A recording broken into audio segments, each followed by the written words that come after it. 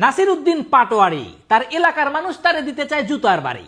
সারাদিন ধৈর্য অযথা পক পক করে বেড়ায়। চলেন তার দুই একটা প্রশ্নের উত্তর দিয়ে আসি।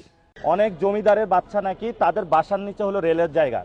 তুমি যারে বললা জমিদারের বাচ্চা রেলের জায়গা দখল করছে, আরে বেটা এই জমিদারের বাচ্চারা রেলের জায়গা দখল করে নাই, বরং এই জমিদারের বাচ্চার বাপ দাদার জমিদারি দখল কইরা রেল লাইন বানানো হয়েছে। আর দেশের স্বার্থে জনগণের স্বার্থে তারা এই জায়গা ছাইড়া দিছে।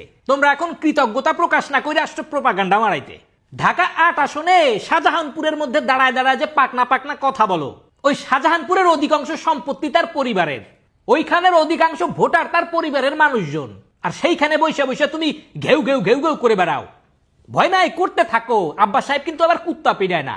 আবার বলো ২ টাকার কমিশনার এখন এত টাকার মালিক হইলো কেমনে? এ ভাই, বিল গেটস কি টাকা পয়সা নিয়ে জন্মগ্রহণ করছিল? আর আব্বা সাহেব কি জন্মের পর থেকে এই পর্যন্ত কি নাকে তেল দিয়ে ঘুমাইছিল?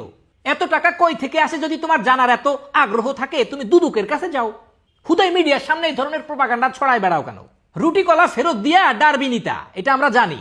৫ আগস্টের আগে তো আমাদের ভাই ব্রাদাররাই তোমাকে নামাই দিয়ে আসতো।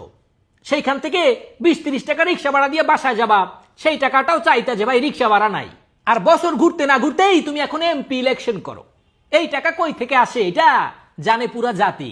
জনগণ যদি একবার প্রশ্ন করা শুরু করে, খাবা গোয়ার উপরে লাতি।